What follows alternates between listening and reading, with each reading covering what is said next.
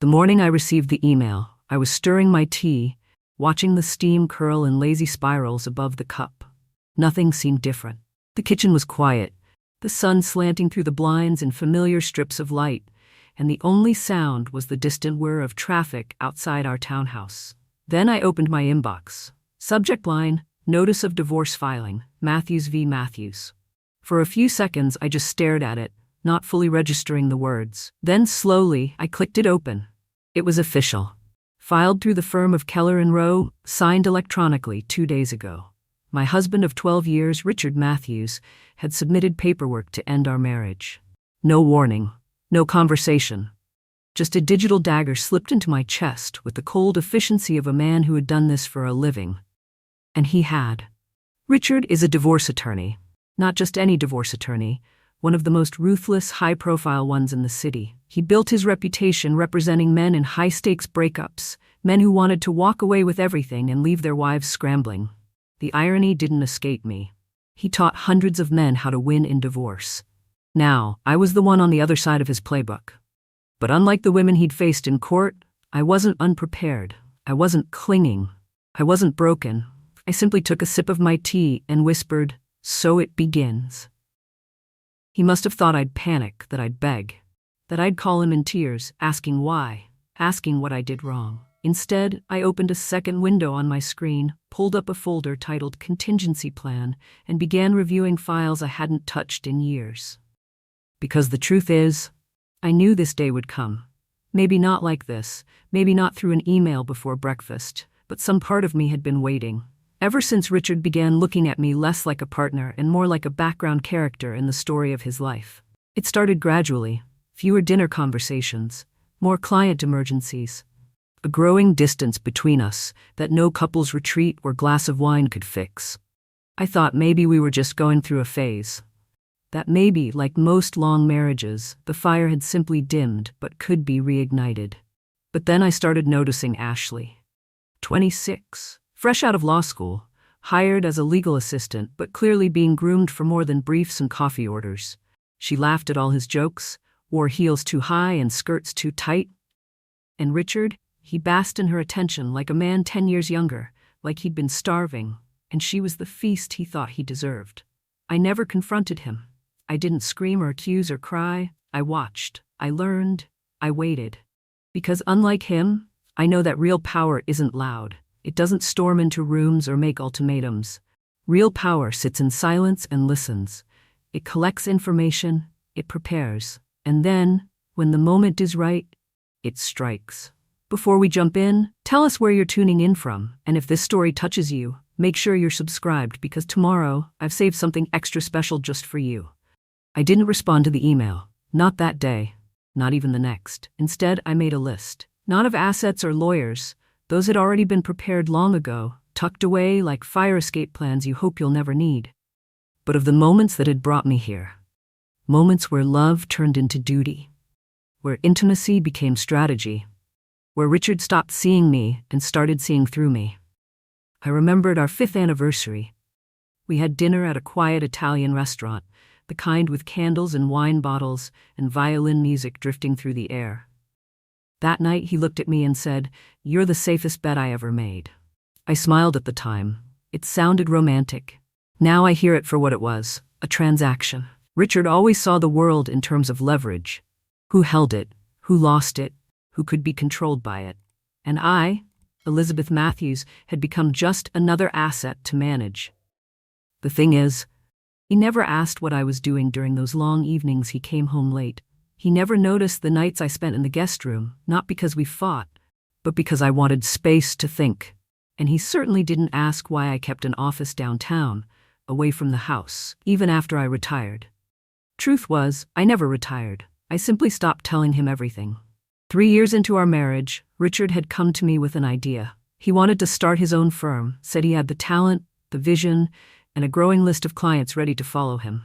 What he didn't have was capital. I did. Quietly, discreetly, I invested. Not under my name, of course. That would have bruised his ego.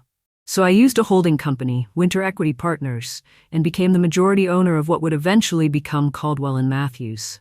He thought I was just being supportive, a silent investor. a wife cheering from the sidelines.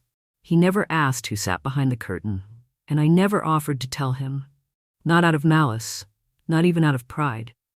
I did it because I wanted to protect him from the fragile truth that his empire had always been resting on foundations he didn't build alone. Back then, I believed in him, in us. I thought that maybe if he succeeded, we both would. But success changed him, not in a dramatic movie villain kind of way. No, Richard changed in increments, in late meetings that turned into weekends away, in expensive watches bought without conversation, in the slow, suffocating way he stopped asking how my day was. He started referring to our house as place, introduced me at events as his lovely wife, Elizabeth, never mentioning what I did or what I knew. And I let him. For a long time, I let him believe I was exactly what he thought, a woman past her prime, content to host dinners and manage the houseplants. He never once wondered how I afforded my own office space, or why my accountant's last name was Winters, or why the firm had never held a single vote he didn't win, because I never opposed him. Until now. 3 days after the email, I finally replied, "Dear Richard, thank you for your notice. I've reviewed the proposed terms. They are, frankly, absurd. Please direct all future correspondence to my attorney, Meredith Sloan. See you in court. Sincerely, Elizabeth Winters Matthews." Before I hit send, I read it over twice. Then I smiled. Not a vindictive smile. Not the grin of someone getting revenge. It was quieter than that. Deeper, like the exhale of someone who's been holding her breath for years and finally lets it go. Because the game had begun. And I was done playing by his rules. The morning of the preliminary hearing, I dressed with intention. Not to impress, not to intimidate, but to remember who I was before I became Richard's wife. I chose a dark navy suit, structured, elegant, understated. No jewelry except a watch I'd bought for myself after my first $1 million deal back when I still used my maiden name professionally. My hair was pinned back, my expression calm. If you passed me on the street, you'd see just another composed woman on her way to court. But inside, I was a storm waiting for its cue. Meredith met me outside the courthouse, clutching a thin leather folder, her red lips curled in a wry smile. "He's here, and he brought her." Of course he did. Ashley, young, eager, polished in a too-tight pencil skirt and heels that screamed naivete. She clung to Richard's arm like she'd won something, as if the diamond on her finger made her untouchable. I almost pitied her. Almost. Richard looked smug, but the moment his eyes landed on me, something flickered. Surprise, confusion, maybe even doubt. He wasn't expecting this version of me. He was expecting the woman he left, muted, trembling, dependent. "Not today. Mrs. Matthews," he said smoothly, releasing Ashley's arm. "I hope we can handle this like adults." I gave him a measured look. "That depends entirely on how honest you plan to be." Ashley opened her mouth, but Meredith stepped between us like a blade. "We'll see you inside." The hallway fell into silence as we walked past them. I didn't need to look back. I could feel the tension ripple behind us like heat. Inside the courtroom, the Judge Harwood was already seated, flipping through the case file, a no-nonsense woman in her 60s, sharp eyes peering over silver-rimmed glasses. I liked her instantly. Richard's lawyer began with flair, painting Richard as the sole financial contributor to the marriage, emphasizing how I had retired early and had no claim to the business assets. He listed vacations Richard paid for, renovations he funded, the lifestyle I had enjoyed. Meredith let him finish without interruption. Then she rose. "With respect, Your Honor," she said, calm and cutting. "These arguments rely on outdated assumptions about financial contribution and ignore the significant investments Mrs. Matthews made, both tangible and otherwise." Judge Harwood raised an eyebrow. "Such as?" Meredith smiled. "Control of Winter Equity Partners." She passed the judge a thin packet. Inside it, proof of ownership, years of transfers, filings, bank statements. All roads led back to one truth. Elizabeth Winters Matthews owned 62% of Caldwell and Matthews, the firm. Richard's firm. The silence that followed was profound. Richard sat back in his chair like he'd been punched in the chest. His jaw clenched, his fingers drummed against the table, desperate for control. Harwood looked up. "Mr. Matthews, were you aware your wife held controlling interest in your firm?" His voice cracked slightly. "No, Your Honor, I was not." Meredith folded her hands. Then perhaps the court should reconsider who exactly supported whom. The gavel didn't fall, but the mood shifted. The narrative had changed. In an instant, I was no longer the abandoned wife. I was the architect. I met Richard's eyes for the first time since the hearing began. He looked at me, truly looked, and for the first time, he didn't see someone beneath him. He saw the woman who built the ground beneath his feet, the woman who could now take it all away. During the recess, Richard followed me into the hallway. His steps hurried, the polished confidence in his gait noticeably shaken. Ashley trailed behind him, but stopped near the door, clearly unsure whether she belonged in this part of the conversation. He called my name softly, almost pleading. "Elizabeth." I turned slowly. "I didn't know," he said, his voice lower, laced with something close to awe. Why didn't you tell me?" I looked at him, this man I had once shared everything with, and for the first time in years I didn't feel small in his presence. I didn't feel less than. I didn't even feel angry. I just felt done. "Would it have made a difference?" I asked calmly. "If I told you I wasn't just your wife, but your silent partner, your largest shareholder, would you have treated me differently, or would it have just threatened your pride sooner?" His mouth opened, then closed. No answer came. "You spent years underestimating me, Richard, not because I gave you any reason to, but because you chose not to look beyond what was convenient. I made it easy for you, and that's on me." He stepped closer. I thought we were in this together." I gave him a look sharp enough to cut glass. "No, Richard, you were in it for yourself. I was in it for us." For a moment, I thought he might say something honest, something real. But instead, he ran a hand through his graying hair and glanced toward Ashley. That one look told me everything I needed to know. His mind was already elsewhere, calculating damage, considering angles, planning recovery, still playing the game. Ashley approached timidly. "Elizabeth," I held up a hand. "Don't. I just want to say I didn't mean." I turned to her, not unkindly. "Ashley, I'm not angry with you. I was you once. I know what it's like to believe in a man who tells you only half the truth and flatters away the rest. But be careful. He didn't leave me for love. He left me for convenience. And when you're no longer convenient, he'll leave you too." Her face flushed. She looked to Richard for reassurance, but he was too stunned to offer any. I walked away without looking back. Outside, Meredith was waiting with 2 coffees and that same cool smile.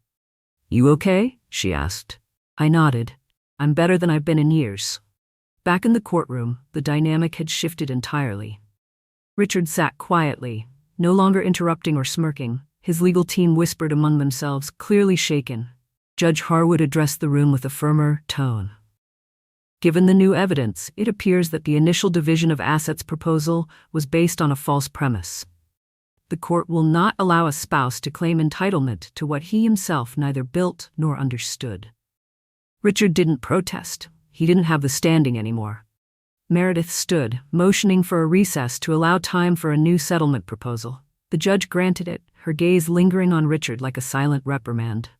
As we stepped out once again, Marcus Weber, Caldwell and Matthews' senior partner, approached. He extended a hand toward me. "May I have a word?" Meredith arched a brow, but I nodded. We stepped aside near a quiet window.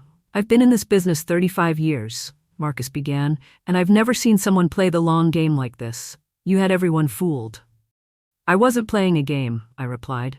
"I was investing in a life I believed in." "And now?" "Now," I said, "I'm taking what's mine, and then I'm moving on." He studied me for a long moment. "What are your plans for the firm?" "That depends." "Will it respect the woman who built it?" He gave a half smile. "It will, if you're willing to lead." I didn't answer right away. I needed to finish this chapter first, but the seed had been planted. As I walked back to my seat in court, I glanced at Richard. He looked smaller somehow, diminished, not by what I'd done, but by his own choices. He had tried to cut me out, but in doing so, he had only made my presence impossible to ignore. And I was just getting started. The next hour unfolded like the final act of a well-written play. Richard's team, once arrogant and condescending, had gone quiet. Gone were the confident gestures and smirks exchanged across the aisle. They sat hunched over their binders, whispering frantically, as if trying to salvage what was left of their strategy. Across the table, Meredith exuded the calm of someone who knew the storm was already over. She reviewed the updated settlement draft and slid it toward me for approval. It was generous. 50-50 division of our jointly held assets. Zero claim on my corporate holdings. Full acknowledgement that the business entities I had built, under Winter Equity Partners and otherwise, remained solely in my name. It wasn't about the money. It never was. It was about making the truth undeniable. I signed. And as the court clerk collected the documents, Judge Harwood nodded, her voice steady and final. This court recognizes the amended settlement. The divorce between Richard and Elizabeth Matthews is now finalized. I exhaled slowly, not with sadness, not even with relief, but with a clarity I hadn't felt in years. I was free. Richard lingered as the courtroom emptied, standing by the door like a man with too much to say and too little ground to say it from. I walked past him with quiet purpose, but he reached out and touched my arm lightly. "Elizabeth," he said, his voice surprisingly raw, "I don't know who I've been lately. I thought I was in control, but clearly, I had no idea." I turned to him, meeting his eyes one last time. "You weren't wrong about everything, Richard. You are talented, you are driven. But somewhere along the way, you started seeing people as leverage instead of as partners. And I stopped being your equal the moment you no longer needed me." He looked away, shame flickering across his face. "I never meant to hurt you," he murmured. "I know," I said, "but you did." He opened his mouth as if to speak again, but I gently stepped back. "And now we both get to start over. Hopefully, a little wiser." As I walked out of that courthouse, the sky was overcast, but it felt like the sun was shining just for me. That night, I opened a bottle of wine alone in my apartment. The space was smaller than the house, quieter. But it was mine. Every corner of it belonged to a woman who had finally stopped apologizing for being powerful. I stood by the window and looked out at the city, the lights blinking across the skyline, the quiet hum of new beginnings. The next morning, a package arrived, no sender listed. Inside, the Cartier watch I'd once given Richard on our 10th anniversary. A note was tucked inside the box. "You earned this more than I ever did." I didn't keep the watch, but I kept the lesson. Because sometimes, when the world tries to write you out of your own story, the greatest revenge is writing a better one without them in it. 1 year later, everything about my life had changed, except the parts of me I had finally reclaimed. At precisely 8 a.m., I stood in the corner office of Winter's Investment Group, sipping a cup of black coffee from my favorite ceramic mug. The same mug Richard once mocked for being too plain. Funny how something so simple could feel like such a declaration now. My office was filled with warmth. Soft light, shelves lined with business books and poetry, photos of women I had mentored, and a single framed print that read, "Built, not given." My empire was no longer hidden. I had merged my holdings under a transparent umbrella and assembled a board that reflected the kind of leadership I once wished Richard had learned to respect. Meredith had joined as legal counsel. Diane came on as my strategic advisor. Patricia Reynolds, one of the few senior female partners at Caldwell and Matthews, had become my managing partner after I quietly stepped down from the firm's board. I didn't need to run it anymore. I had already proven I could build it. Instead, I poured my energy into something new, a foundation for women in business. We funded scholarships, offered legal support, and gave second chances to women who had once been counted out. That morning, as I reviewed quarterly projections, I got a notification. An invitation. Richard? He was opening a boutique law firm under a new name, Matthews & Gray. The launch event was scheduled for the following week. And to my surprise, the invitation wasn't formal. It was personal. A handwritten note was tucked into the envelope. No expectations, just respect. "You helped me see myself clearly, even if I didn't like the reflection. I'm still learning. I'd be honored if you'd come." I stared at the card for a long moment, not with bitterness, not with nostalgia, but with a kind of measured curiosity. He had apparently learned something. The night of the event, I didn't go to make a point. I went because I wanted to see what he had become when the mask finally fell away. Richard stood near the front, a little grayer, a little quieter, greeting guests with less of the bravado I remembered and more humility. When he saw me, he blinked like he wasn't sure I'd actually show. I wore black, sleek, elegant, timeless. "Elizabeth," he said, stepping forward, "you look strong." "I am," I replied simply. He offered me a glass of champagne. I declined. There wasn't much more to say between us. The war had ended long ago, and we had both walked away alive. As I turned to leave, he called after me, "Thank you for everything." I paused, then offered him the faintest smile. "Let's just call it even." Back in my car, I didn't feel triumphant. I didn't need to.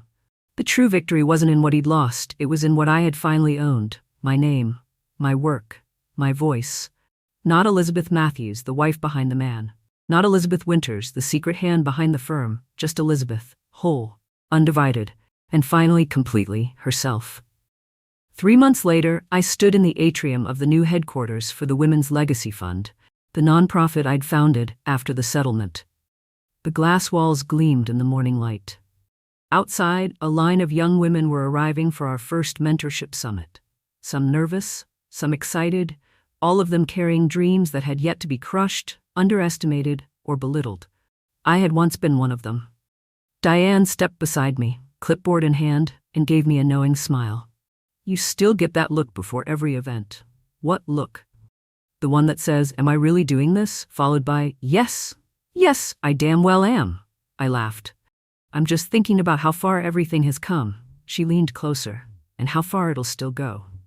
Inside the auditorium, I took the stage to open the summit. Hundreds of women filled the seats, lawyers, entrepreneurs, mothers returning to the workforce, interns fresh out of college. I wasn't here as a divorcee or a shareholder or a silent strategist anymore. I was here as a builder.